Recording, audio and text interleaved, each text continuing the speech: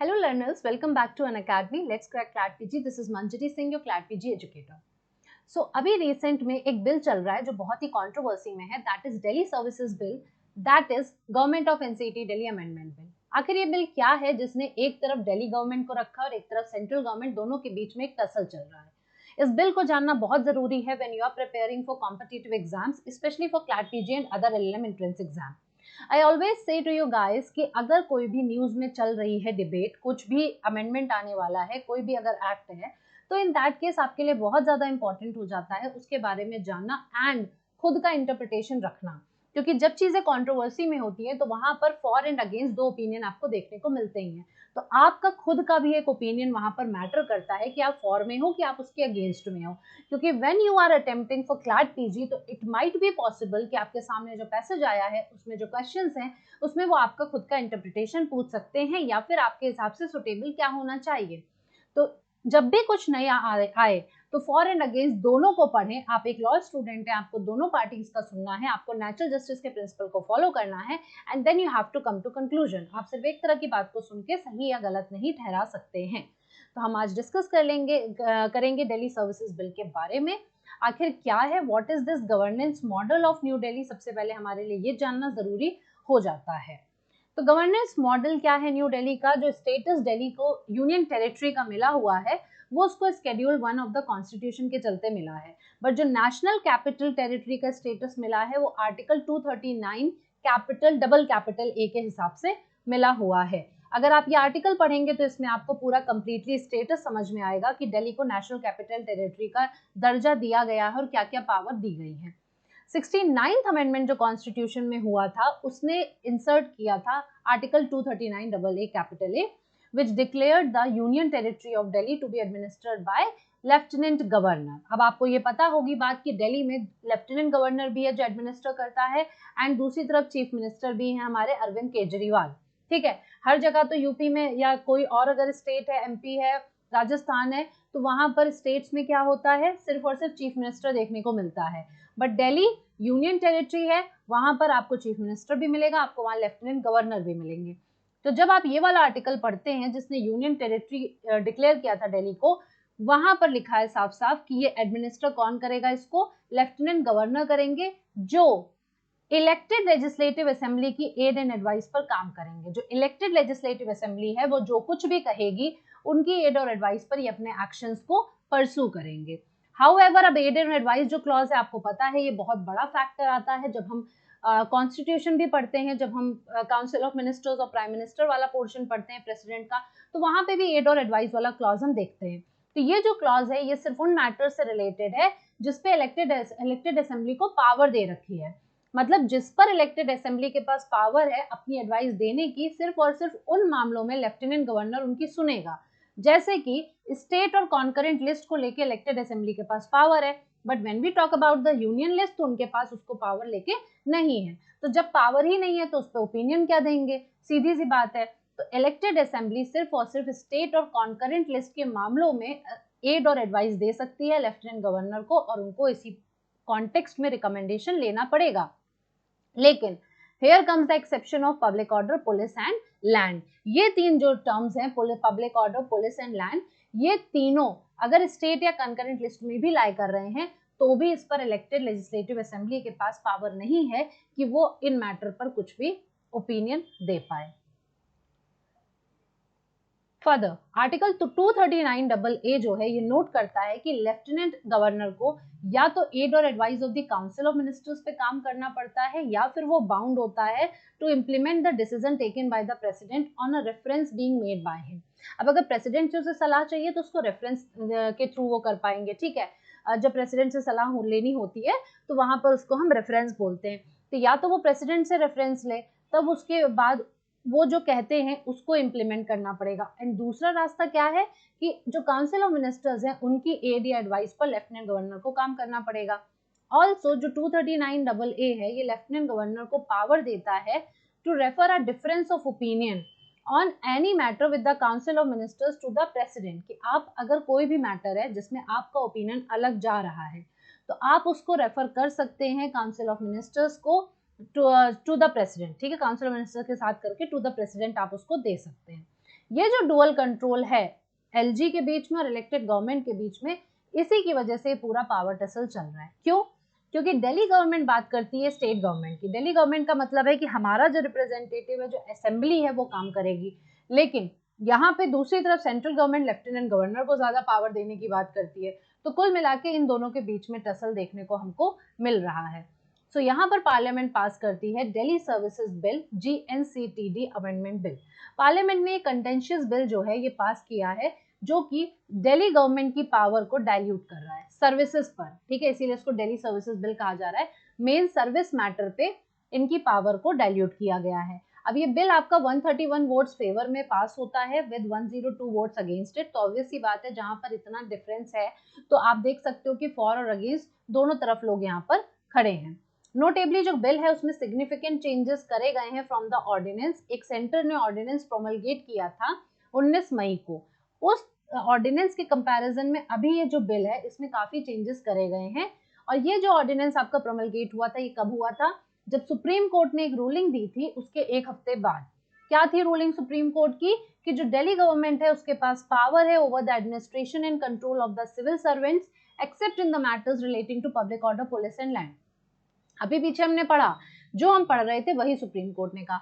Supreme court ने कहा कि जो दिल्ली गवर्नमेंट है उसके पास पावर है, जब सिविल सर्वेंट्स का मामला आता है कि सिविल सर्वेंट्स पर किसका कंट्रोल होगा, ये मेजर मुद्दा था, ठीक, कि सिविल सर्वेंट्स पे किसका कंट्रोल होगा, उनके एडमिनिस्ट्रेशन पे किनका कंट्रोल होगा, उनके पूरी जो रिलेटेड जो चीजें हैं कि कैसे वो चलेंगे, कैसे एडमिनिस्टर किया जाएगा, किसका कंट्रोल होगा, ये मेन मामला था।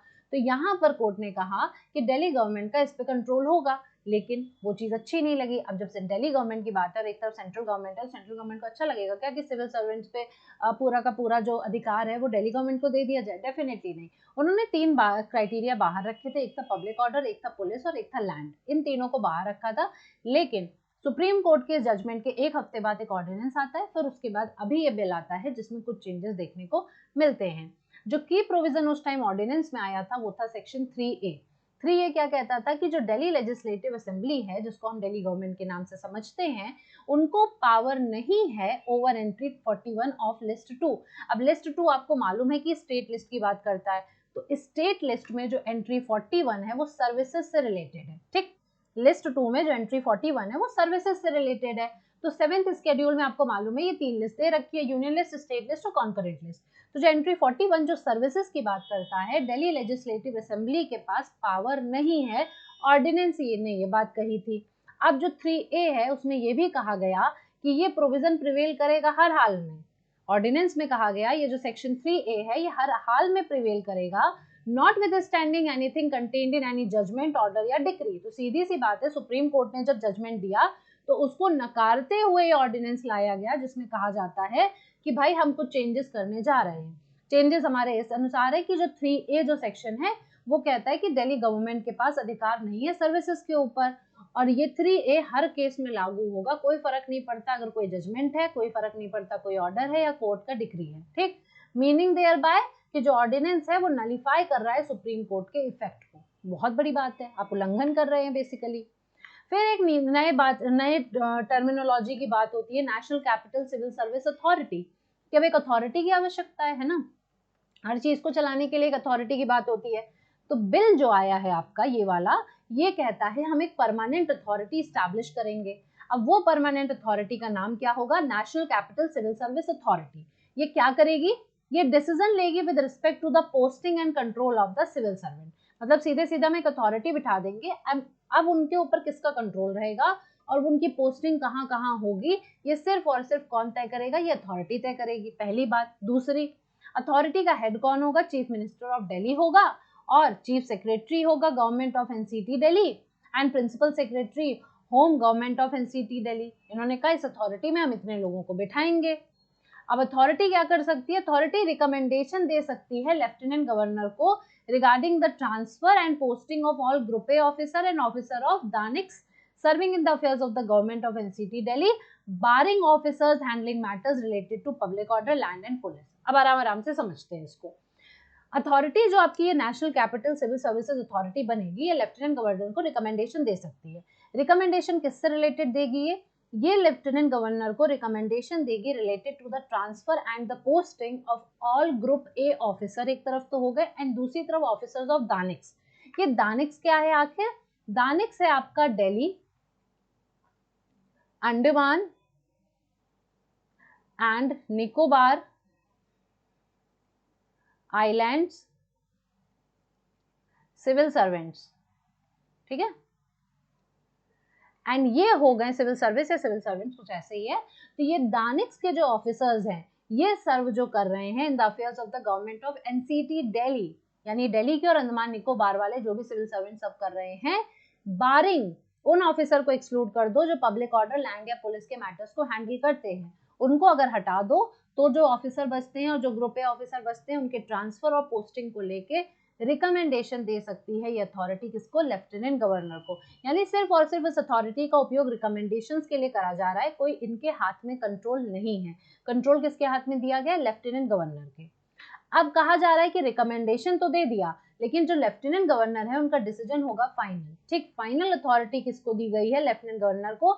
अगर कोई भी डिफरेंस ऑफ ओपिनियन है, अगर लेफ्टिनेंट गवर्नर कुछ और कह रहे हैं और ये अथॉरिटी कुछ और कह रही है, तो जो फाइनल डिसीजन होगा वो लेफ्टिनेंट गवर्नर का प्रिवेल करेगा। सेकेंड, यहाँ पर एक और सेक्शन की बात होती है, that is section 45D of the ordinance modified in the bill. इस बिल को इस सेक्शन को मॉडिफाई करा गया है। इस बिल में क्या करा गया है? अनदर की चेंज जो इस बिल में किया गया है वो है सेक्शन का मॉडिफिकेशन, जो पावर देता है सेंटर को regarding the appointment to statutory commission and tribunals in Delhi. Delhi में जितनी भी आपकी कमीशंस हैं जो स्टैट्यूटरी बेस्ड हैं और आपके जो ट्रिब्यूनल्स हैं, उन सब में जो भी अपॉइंटमेंट्स है वो सेंटर को पावर दे रहा था, ठीक है, पावर सेंटर को दे रहा था। अब इस सेक्शन को भी कुछ बदलाव किया गया है, ठीक। अब होता क्या है, अब ये जब बिल आया तो सीधी सी बात है कि जब हम देख रहे हैं कि एक तरफ दिल्ली गवर्नमेंट चाहती है हमारे हाथ में पावर है, ठीक है, सुप्रीम कोर्ट ने साफ साफ कह दिया कि दिल्ली गवर्नमेंट के हाथ में ये पावर है, लेकिन सेंटर को मंजूर नहीं था, सेंटर ने ऑर्डिनेंस लेके आया और अब वो दिल्ली सर्विसेज बिल लेके आ जाते हैं जो कि भारी मत के साथ पास भी हो जाता है। तो अब यहाँ पर मुद्दा आता है कि दिल्ली गवर्नमेंट का कहना ये गलत है। दिल्ली गवर्नमेंट कह रही है कि ये भाई basic structure of the constitution के खिलाफ है, फेडरलिज्म के खिलाफ है, और ये जो भी कर रहे हैं ये सही नहीं है, ये अपनी मनमर्जी चला रहे हैं, ये चाहते हैं कि लेफ्टिनेंट गवर्नर यानी कि सेंट्रल का जो रिप्रेजेंटेटिव है उसके हाथ में पावर हो, और इस वजह से ऐसा कर रहे हैं। इस पर कुछ लोगों के व्यूज देखने को मिलते हैं। अब जैसा कि मैंने कहा कि अगर हम union home minister Amit Shah की बात करेंगे तो क्योंकि बिल इंट्रोड्यूस हो रहा है जो बीजेपी है, ठीक है, उनकी तरफ से इंट्रोड्यूस हो रहा है, तो अब वो तो फेवर में कह रहे हैं। वो क्या कह रहे हैं कि वो कह रहे हैं हम कोई सुप्रीम कोर्ट के जजमेंट के खिलाफ नहीं है। उनका कहना है कि जो कोर्ट था, जो सुप्रीम कोर्ट था, उसने अपनी बात में कहा था, उन्होंने रिकॉग्निशन किया था पार्लियामेंट की पावर का कि जो हम लोग हैं, जो यूनियन है, वो दिल्ली के सर्विसेज से रिलेटेड लॉ बना सकता है, ठीक। अब इस पे और क्या लोगों का कहना है। इस बिल को अपोज करते हुए इंडियन नेशनल कांग्रेस के एमपी डॉक्टर अभिषेक मनु सिंघवी कहते हैं कि ये बिल पूरी तरह से असंवैधानिक है, अनकॉन्स्टिट्यूशनल है, फंडामेंटली एंटी डेमोक्रेटिक है, डेमोक्रेसी के खिलाफ ये बिल जा रहा है, और ये फ्रंटल असॉल्ट है regional voice and aspirations of the Delhi. जो दिल्ली की आवाज है, जो दिल्ली के लोग हैं, जो वो कहना चाहते हैं, क्या उनकी एस्पिरेशंस है, क्या उनका मत है, उस पे पूरी सीधी तरीके से ये सामने से चोट करता है। It violets all the principles of federalism. ये कह रहे फेडरलिज्म के तो स्ट्रक्चर की धज्जियां उड़ा दी, सेंट्रल स्टेट का कोई रिलेशन ही नहीं रखा। ये पूरी तरीके से प्रिंसिपल को वायलेट कर रहा है, अकाउंटेबिलिटी के नॉर्म्स को वायलेट कर रहा है। क्यों? क्योंकि आप जो है अगर किसी की रिकमेंडेशन ले रहे हो तो आप उसको कंसिडर भी तो करोगे ना। रिकमेंडेशन लेने के बाद क्या हो रहा है कि फाइनली डिसीजन किसका सामने आ रहा है? लेफ्टिनेंट गवर्नर का। Models of assembly based democracy, जो डेमोक्रेसी है उसमें हमने असेंबली बिठा रखी है, तो आप उस असेंबली के स्ट्रक्चर को कुछ भी नहीं समझ रहे हो। एंड फाइनली आप बेसिक स्ट्रक्चर को वायलेट कर रहे हो, बेसिक स्ट्रक्चर की आपने महत्वता नहीं रखी। बिल के अगेंस्ट बोलते हुए एमपी राघव चड्डा बोलते हैं, जो आप पार्टी के रिप्रेजेंटेटिव है, वो कहते हैं bringing the ordinance within the days of passing the supreme court judgment. उनका कहना है सुप्रीम कोर्ट के जजमेंट के कुछ ही दिन के बाद आप ऑर्डिनेंस ले आते हो, तो ये करते हुए गवर्नमेंट ने सीधे सीधे मैजेस्टी ऑफ द कोर्ट को चैलेंज किया है। ये जो बिल है ये अंडरमाइन कर रहा है प्रिंसिपल ऑफ कलेक्टिव रिस्पॉन्सिबिलिटी को। Farmer CJI and MP Ranjan Gogoi का भी अब इस पे कुछ कहना निकल के आता है। भाई एमपीज हैं वो अपनी पार्टीज के फेवर में बोलेंगे, लेकिन अब हम आते हैं एक न्यूट्रल एस्पेक्ट पे, जहां पर former chief justice of India and MP Ranjan Gogoi ji क्या कहते हैं अपनी मेडन स्पीच देते हुए, what is sub judice before the court is the validity of the ordinance. उनका कहना है कि अगर यहाँ पे मेन मुद्दा कुछ होना चाहिए तो वो होना चाहिए validity of the ordinance, and what the house is debating is validity of the law. और हाउस किस पे झगड़ा कर रहा है, लॉ की वैलिडिटी पर। Now the question which has been referred to the constitutional bench has nothing to do which has been debated in the house. इनका कहना है कि कोर्ट में मुद्दा है ऑर्डिनेंस की वैलिडिटी का, हाउस लड़ रहा है लॉ की वैलिडिटी पे, यानी जो कॉन्स्टिट्यूशन बेंच को रेफर करा गया है वो उसका लेना कुछ भी नहीं है, लेना देना जो डिबेट हाउस में चल रही है। उन्होंने फर्दर कहा कि लॉ तभी बैड होगा अगर, लॉ तभी गलत है अगर वो फंडामेंटल राइट्स को वायलेट कर रहा है या किसी कॉन्स्टिट्यूशन के प्रोविजन को वायलेट करता है या फिर वो बेसिक स्ट्रक्चर को वायलेट करता है, ठीक। और ओनली फंडामेंटल राइट उन्होंने कहा जो वायलेट हो सकता है वो है आर्टिकल 14 अगर लॉ आर्बिट्रेरी होता है। तो आस्किंग वेदर की क्या बिल आर्बिट्रेरी है, अगर आप कह रहे हैं कि अगर फंडामेंटल राइट तभी वायलेट हो रहा है यहाँ पर अगर आर्टिकल 14 और आर्टिकल 14 आर्बिट्रेरी की बात करता है तो क्या आर्बिट्रेरीनेस यहाँ पे दिखती है, तो इन्होंने कहा मुझे ऐसा कुछ नहीं दिखता है। एडिंग दैट उन्होंने कहा क्योंकि दिल्ली तो स्टेट है नहीं, तो उन्होंने कहा बिल कतई फेडरलिज्म का तो वायलेशन कर ही नहीं रहा है, क्योंकि जब हम स्टेट की बात करते हैं तो एक तरफ स्टेट होता है एक तरफ सेंटर होता है। सिंस फेडरलिज्म सेंटर और स्टेट के रिलेशन को बताता है, दिल्ली यूटी है तो यूटी और सेंटर की तो कोई बात ही नहीं हो रही है। तो इन्होंने अपनी स्पीच को कंक्लूड करते हुए कहा ये bill is perfectly legitimately valid है ये, and what is permissible need not necessarily to be right. जो परमिसिबल है जरूरी नहीं वही हमेशा सही हो, उनके लिए बिल एकदम सही है। My conscience tells me to do something, I will do it, and if somebody disagrees, his conscience must be left free। उनका कहना था भाई ठीक है जिसको जो लगता है वो वैसी बात है, मुझे लगता है सही है तो मैंने अपने ओपिनियन रखे, बाकी जिसके कंसाइंस जो कहता है वो अपने ओपिनियंस को सामने रखने के लिए फ्री है। तो इस तरीके से दिल्ली गवर्नमेंट जो है यहाँ पर वो अप्रोच करती है सुप्रीम कोर्ट को, इस ऑर्डिनेंस को चैलेंज करके वो अप्रोच कर चुकी है ऑलरेडी, जो पहले ऑर्डिनेंस आया था। अब 20 जुलाई को सुप्रीम कोर्ट ने क्या किया है, कॉन्स्टिट्यूशन बेंच को मैटर ये रेफर करा है एडजुडिकेशन के लिए। वही जो रंजन गोगोई कह रहे हैं कि कॉन्स्टिट्यूशन, अरे कोर्ट में क्या मामला है, वैलिडिटी ऑफ ऑर्डिनेंस को लेके, और हाउस में क्या बात हो रही है, वैलिडिटी ऑफ द लॉ को लेके जो बिल अभी आ चुका है। तो उन्होंने कहा ऑलरेडी कोर्ट में जब चल रहा है ऑर्डिनेंस को लेके मामला तो वो तो एकदम अलग है। सेक्शन 45D जो है इसको भी चैलेंज दिल्ली गवर्नमेंट कर रही है, जो कि प्रेसिडेंट के अपॉइंटमेंट पर सवाल उठाता है, to the post of DRC person.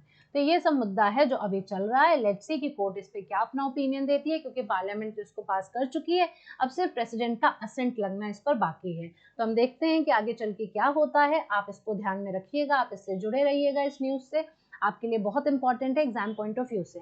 And guys if you are preparing for CLAT PG and other entrance exam, तो Unacademy has come up with its achievers batch, जहां पर मैं कॉन्स्टिट्यूशनल लॉ पढ़ाती हूँ, बाकी एजुकेटर्स भी आपके सारे लॉस कंप्लीट करते हैं।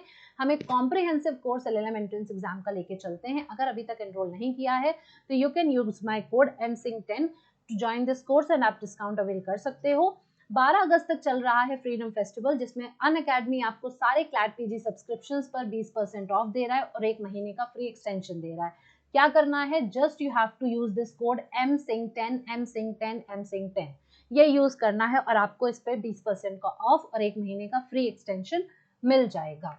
क्लैट PG प्लस प्रोग्राम की खासियत बहुत सारी है कि यहाँ पे आपको इंडियाज बेस्ट एजुकेटर से पढ़ने का मौका मिलता है। डेली फ्री लाइव क्लासेस होती हैं, डेली लाइव क्लासेस होती हैं, फ्री नहीं होती हैं, डेली लाइव होती हैं, और लाइव टेस्ट एंड क्विजेस हम करवाते हैं मॉक्स के अलावा, साथ में एजुकेटर्स एक क्लास में कंडक्ट कराते हैं और आपको इन क्लास PDF प्रोवाइड करी जाती है along with daily case law analysis. अगर आप सिर्फ और सिर्फ मुझसे कॉन्स्टिट्यूशन लॉ पढ़ना चाहते हैं, अगर आपको मेरे पढ़ाने का तरीका पसंद है, तो आप ये वाला कोर्स ज्वाइन कर सकते हैं। QR कोड स्कैन करिए, एक्सक्लूसिवली अनअकैडमी स्टोर पर ये कोर्स अवेलेबल है फॉर 15,999। आप अगर मेरा कोड MSING10 यूज करते हो तो आपको एक्स्ट्रा डिस्काउंट मिलेगा।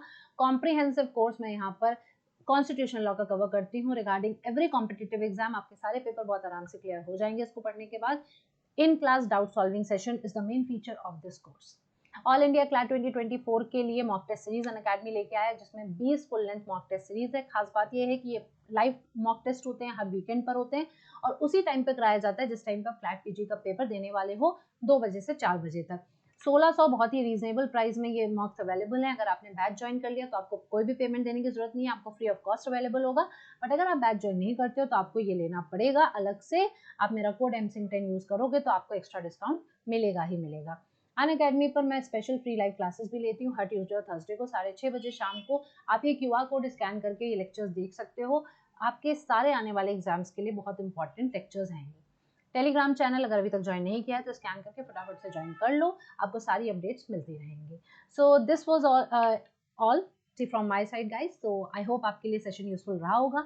अगर पसंद आया होगा तो लाइक ज़रूर करना, फ्रेंड्स के साथ शेयर करना, एंड सब्सक्राइब नहीं किया है तो फटाफट से सब्सक्राइब कर लो बिना delay. Thank you so much, मिलते हैं नेक्स्ट सेशन में।